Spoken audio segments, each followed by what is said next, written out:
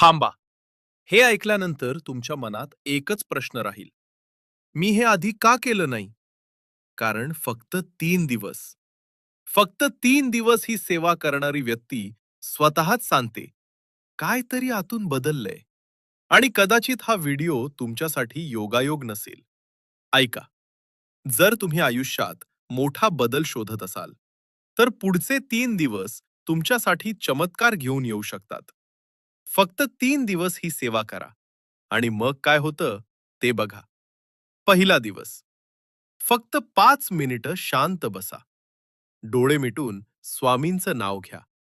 जे काही प्रॉब्लेम आहेत ते मनात आणा आणि हळूच म्हणा, स्वामी, मला मार्ग दाखवा.